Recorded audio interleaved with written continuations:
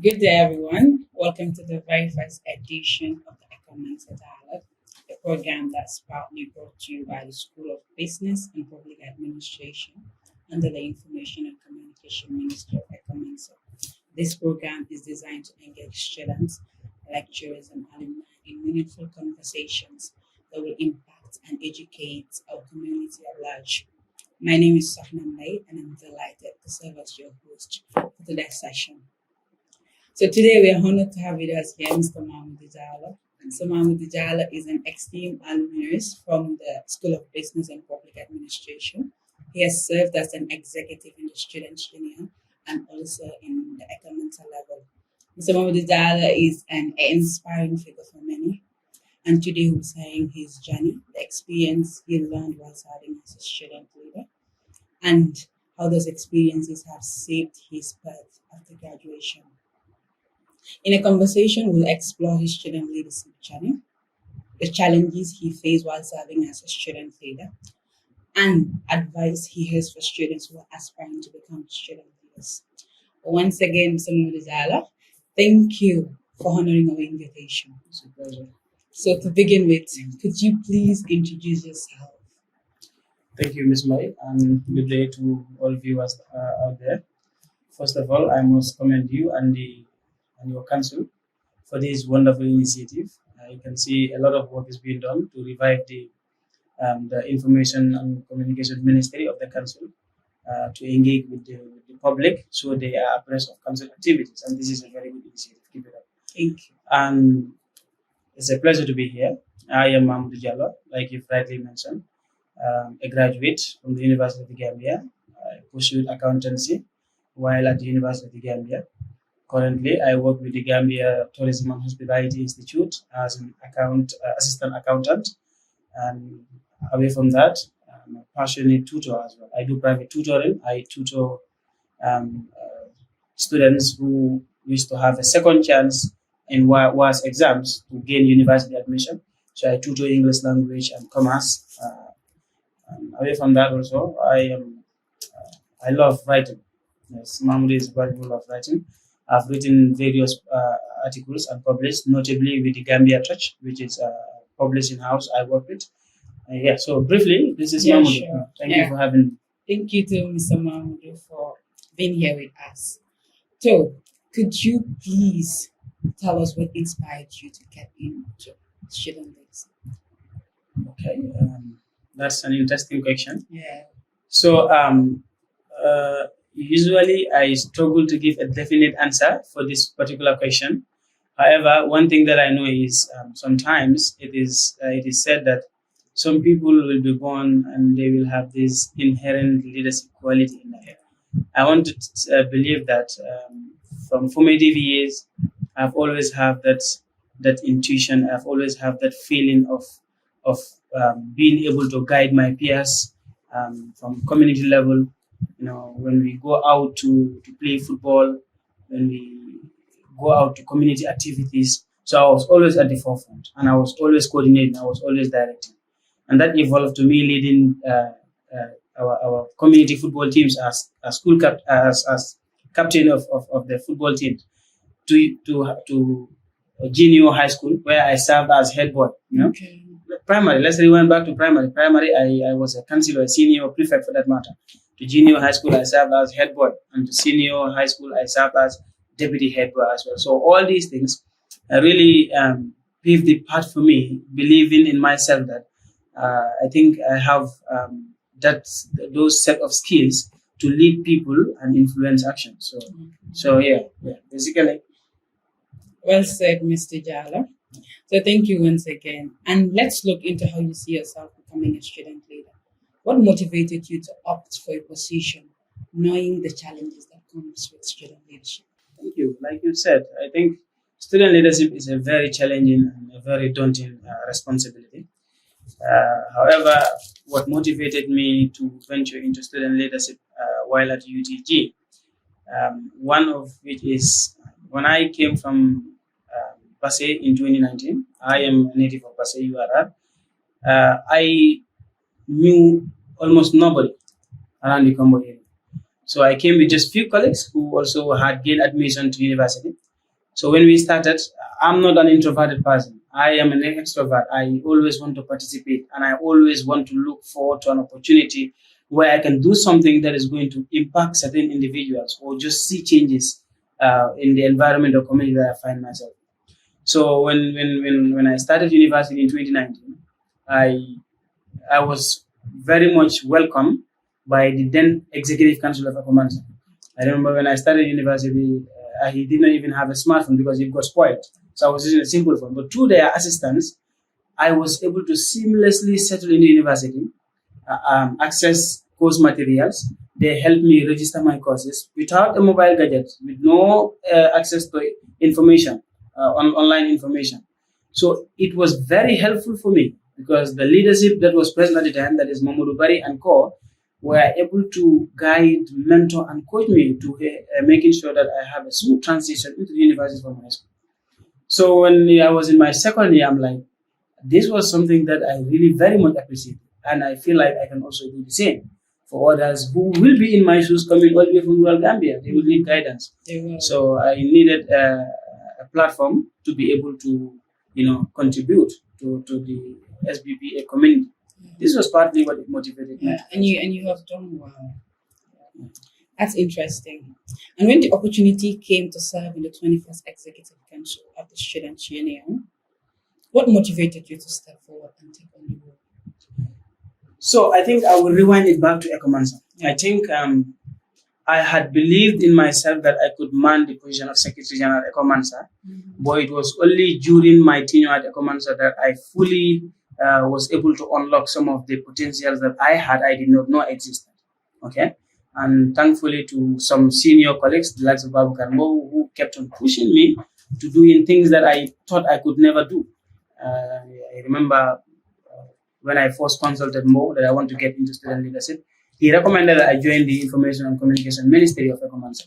So that was how I got to the Information and Communication. And that was a very good choice because through the Information Ministry, I understood all operations of the council because information emanates from them. Yeah. So I was in a hub where I understood the nitty-gritties of ECOMANSA. So I built on my writing skills, my communication skills, both written and spoken, as I co-hosted some programs. Before it was time for election at ECOMANSA, I had already built an unshakable confidence that I think I could be the next Secretary General of ECOMANSA. And when I contested at ECOMANSA level, I won. Actually, it will surprise you to know that it was only 3 from my camp that won, and me being one out of those 3. Still coming to your question, what motivated me to apply for the Students' Union? Yeah. Because during my tenure at ECOMANSA, I made sure that I strive diligently to be available for the students because that was what I subscribed for. I was in school almost every time because I was the custodian of the office of ECOMANSA. I had the keys to the office. I had the educational resources such as course brochures, course frameworks that students would need.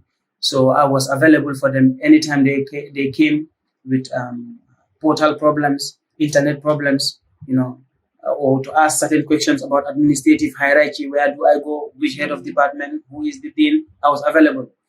And that actually sort of gave me that boost in terms of popularity, which was not the main purpose or the main goal, but obviously it became an end product.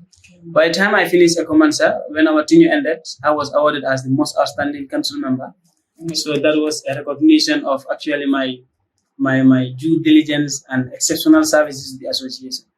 That was what did it for me, and I believe that I could get to the Students' Union. So I had no doubt I could get to the Students' Union. Yeah, you did. So being in the Information and Communication Ministry had really shaped your path towards the election in the 21st Executive Council of the SU, rather. So leadership isn't always easy, right? Yeah. Looking back, what was one of the biggest challenges you faced serving as a student leader? Okay. I think every student leader would mention this as first challenge. I want to mention an order, but the first challenge would be how do you strike a balance between your academic endeavors, which is principal for you going to university, and the student responsibilities that you assume in a position of leadership. Because as a leader, you are the voice of students. When students feel something is wrong, you should stand for them. When students need a particular thing, you are there to represent them at management level. So you must be available for students, but also making sure that you don't compromise your academics, because that is your own personal gain. That is what is more important to you. So that is one thing, always the conflicting schedules that you will have. But thankfully, one skill you will develop from that is time management. You will know how to effectively manage your time. You will know how to multitask. When do I do this task? It has to do with student leadership. When do I study? So it was really a huge challenge to balance school academic work with student leadership, especially also when I started internship. It was challenging. I think away from that, if I could mention one very obvious shortcoming that I experienced in student leadership was at the Students' Union, when it was clear to me that I wouldn't be able to graduate with my colleagues due to some changes, unforeseen changes in the electoral calendar of the Students' Union. If maybe you may not be aware, but during our time, we are supposed to serve for 12 months, but we serve for 16 months. Because when it was election period, there were a lot of legal processes involved. Some aspiring candidates were rejected. They felt aggrieved. They had to appeal to the judicial tribunal. The judicial tribunal had to convene sittings to establish whether those individuals were rightly rejected by the Electoral Commission or they were wrongly rejected. Before the process, ended, we were already due for graduation. And guess what? Most of our colleagues, some actually had secretly taken their attestations. Some had even resigned from their positions. But the president and I could not resign because we were the administrative heads of the council. Secretary. There was no way we could collect our attestation, because once you collect your attestation, the constitution specifically says that you cease to be a student, therefore you cannot occupy a position of leadership. So collecting our attestations was no option. So we had a challenge. We had to solve the responsibility of not graduating with our colleagues, even though we are done with our studies, just to continue the service of students. So that was one obvious challenge that actually I think I faced. So I can imagine balancing academics and leadership roles is not easy. It's not an easy process. It's definitely. So could you tell us how you were able to tackle those challenges?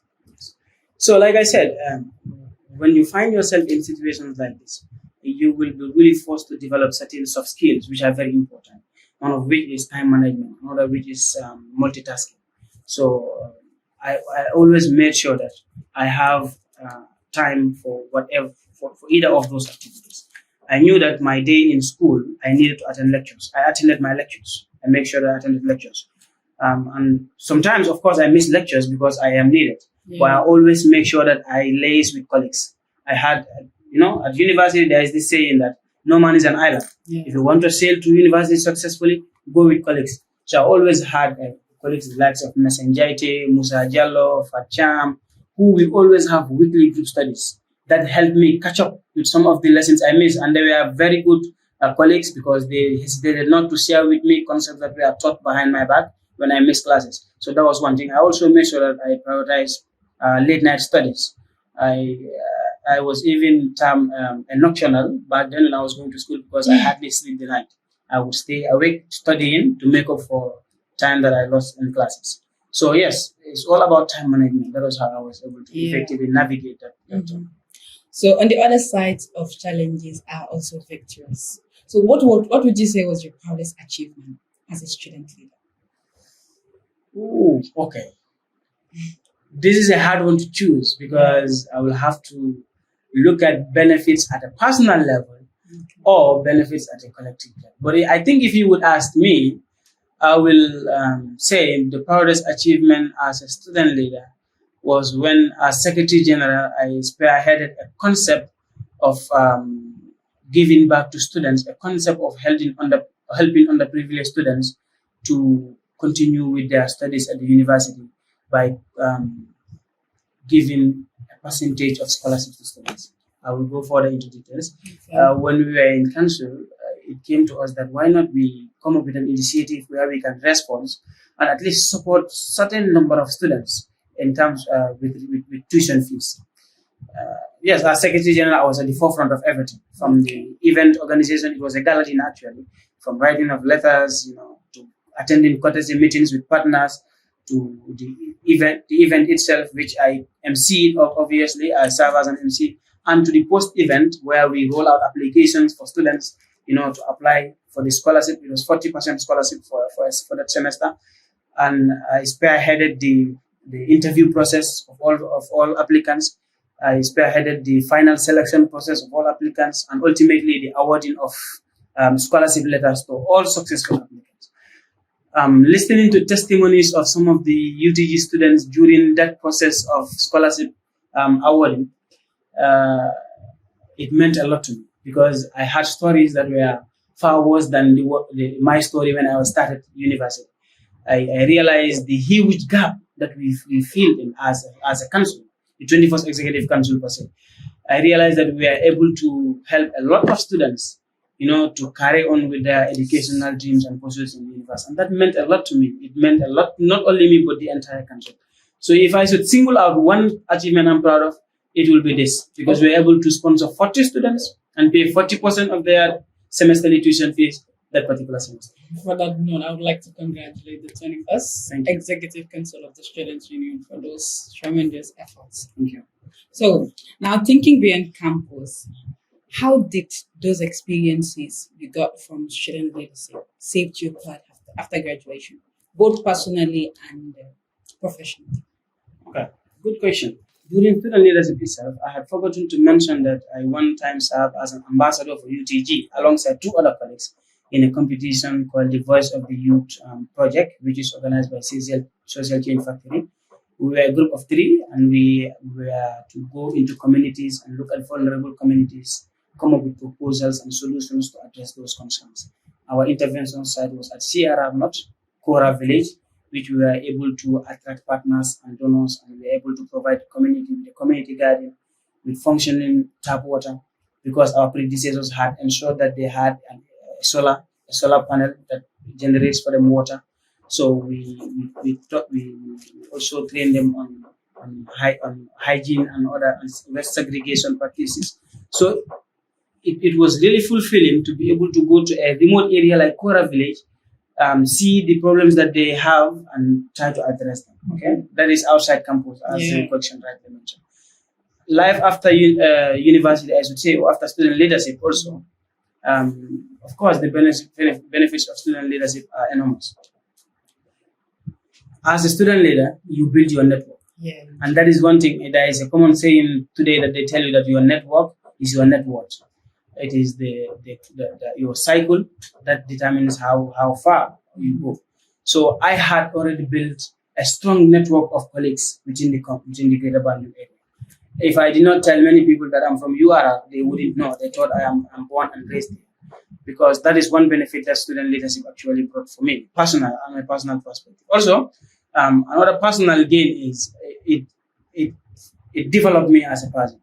It developed my communication skills, it boosted my confidence, and it provided me an opportunity to mentor a lot of students across the length and breadth of this country. I can say this proudly.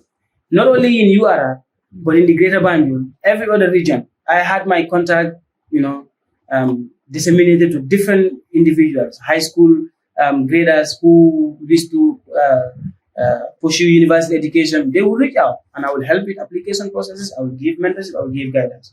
Okay. Yes. So also to put the nail on the coffin on that question, post university also, the skills I had gained during leadership, that is time management skills, problem solving skills, teamwork, were well engraved in me, that when I got to the professional arena, it wasn't difficult to secure a job.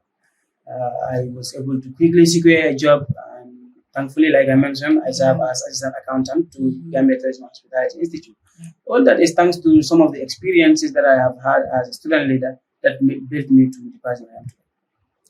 Thank you, Mr. Mamudou, for your experience, because it will actually impact not just me.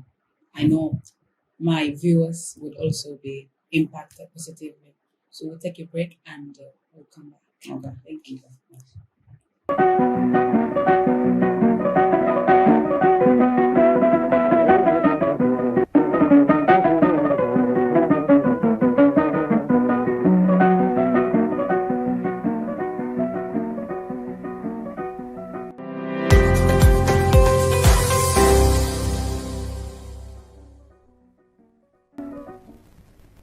Welcome back from our break.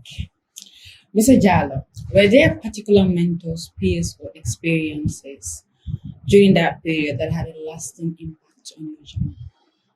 Mentors and peers? Mhm. Obviously, yes. One person that I always mention is Babu Karmo. And I always tell people that university education is much more than just going to earn a degree. It's about impacting lives. I met Babu Karmo when he did not know me in 2019 when I was still in high school. 2018-19, sorry, because they were on a nationwide debate championship. Then he was with the University of the Gambia Debate Association. From our encounters all the way in Basel, I had, I was inspired by him. I was motivated even more to work harder to get to university. So when I came to university and found him there, I clung onto him that he was a mentor. So he showed me the way. He he gave me confidence. I remember the first time he tasked me to write a dispatch in the information ministry. When I wrote the dispatch, the moment it landed, 2 minutes later he called. He was like, "Where have you been hiding all along? Why are you not writing? You should be writing. I'm surprised that you are able to produce this and this and this." So you could imagine the confidence that instilled in me.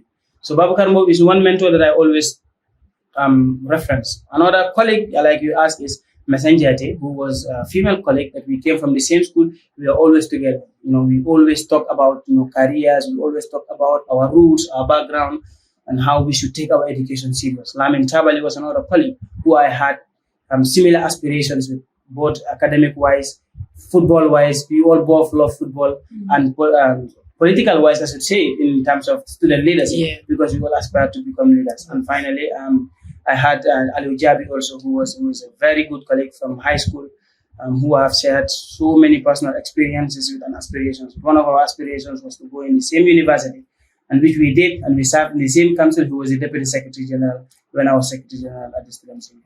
So yes, I did have colleagues and peers who actually influenced me. Some students may feel hesitant to step into leadership roles because they think they're not confident enough, or maybe they're not the type. What advice would you have for such students? Yes, so I think leadership should not be a thing that should be feared. In fact, people will tell you that you don't have to be in a recognized position to be a leader. You can be a leader anywhere you find yourself. Just making sure that things are organized and things are working in order. That's leadership. Okay? I must say almost everyone will have that fear at the beginning of their leadership journey. But eventually you get to know that it is not something to fear. At the commercial level, when I made decision that I was going to contest as a leader, there were already existing camps. The camps had already had their candidates. But I went to the other camp. I told them I still want to come as Secretary General, and then let's see how we can do it, because I believe I could do it.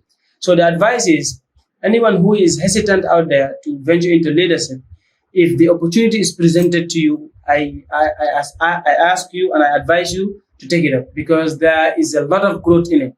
You develop yourself as a person, and a lot of other opportunities are in leadership as well. Yeah, both professionally and Yes, personally. definitely. Leadership is impactful. It is very impactful. It is very impactful because, like I said, it builds your network. That's one other thing.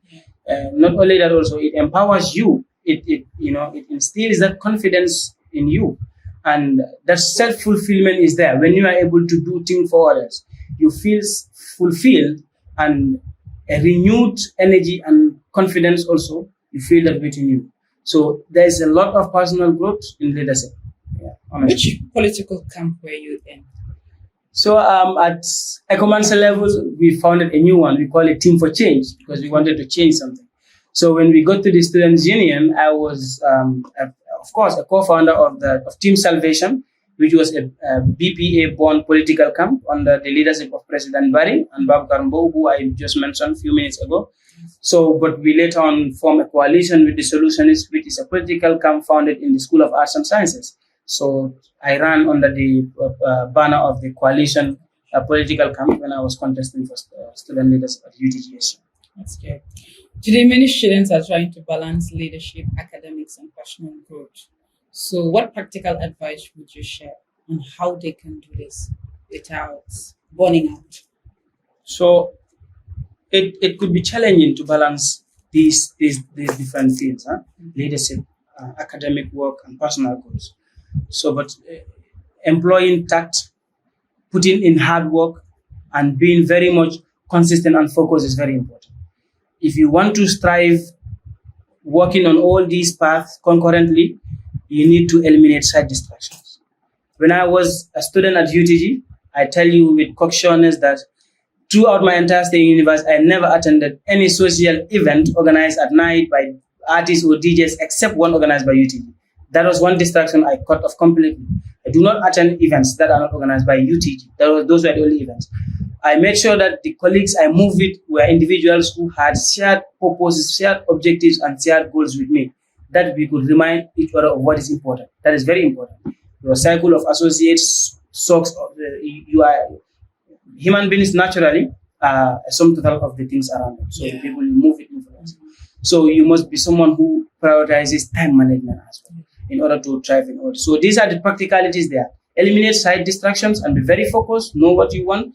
The goal is to thrive academically. The goal is to impact in the leadership and to attain your personal objectives as well. So these are some of the advice I think.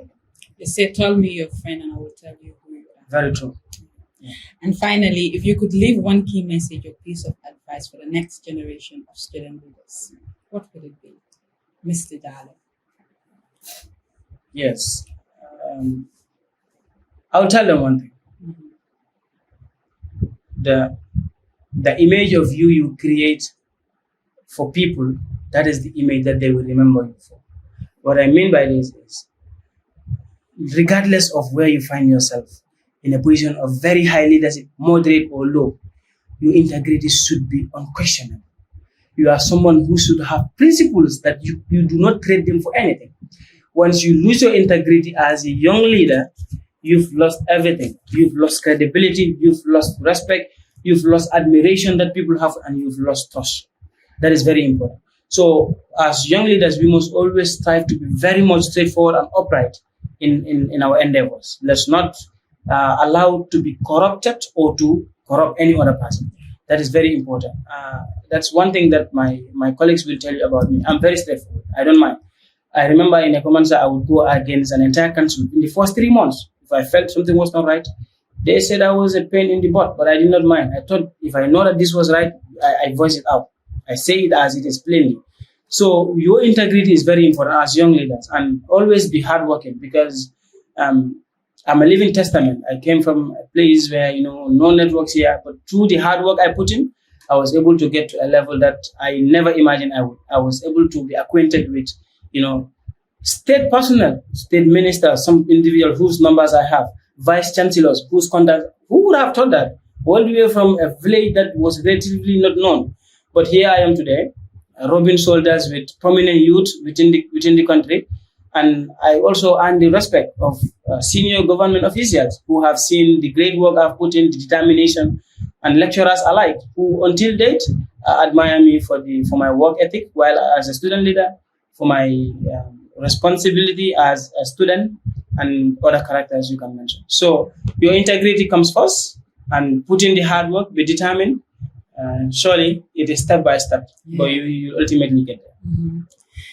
Finally, thank you, Mr. Jallow, for those inspiring insights. Your experience offers valuable lessons in leadership and personal growth. So, to all our viewers, I hope this conversation provides you with confidence, with growth, with all the things. For example, for me, and I want to say now, from our conversation, or from what I learned from other leaders, from other student leaders, that I can also take up student leadership. I can be a student leader and I can impact life. Yeah. To our audience, thank you for tuning onto the first edition of the ECOMANSA Dialogue. We hope this conversation inspires you to embrace leadership, take on challenges, and make a positive impact within and beyond the university. So allow my guest to give his closing remarks. Thank you, Ms. Mai. You've been very much kind and hospitable from the first day you've reached out. And I would love to reiterate the statements which I used to open this program. I commend you and your council for the great work you are doing in inspiring the next generation of students and impacting lives of students in the university. My final message will be, I am a proud alumnus of the University of Gambia. It's the only state-owned university we have, and we must strive to always represent the values it stands for: knowledge, truth, and development. It is only if we gain the valuable knowledge anchored on truth that we can sail this country to development. So any young person out there striving to gain quality education, make sure you attain it the right way. No fraudulent practices, no back doors. Do it the right way, okay? Yes, because, I mean, if otherwise, we are putting the future of the country at risk, because in the long run, it will show. Finally, don't hesitate to start any new endeavor you wish to. What is difficult in this life is starting. The greatest quote in this world is consistency. Like nothing in this world is difficult. It is consistency that makes everything easy. If you ask our grandparents why they are able to wake up every morning for Fajr without any complaints, they will tell you it's consistency. They are able to do it over and over. So nothing is difficult. It was a pleasure being here, and I look forward to coming on this space again in subsequent programs to share insights with students as well. Always a proud alumnus of the School of Business and Public Administration, and thank you for having me. Thank you so much, Mr. Jallow. So a quick reminder, leadership is not about titles. It's about action, influence, and the changes you make. Thank you all for having us. This was the first edition of the ECOMANSA Dialogue.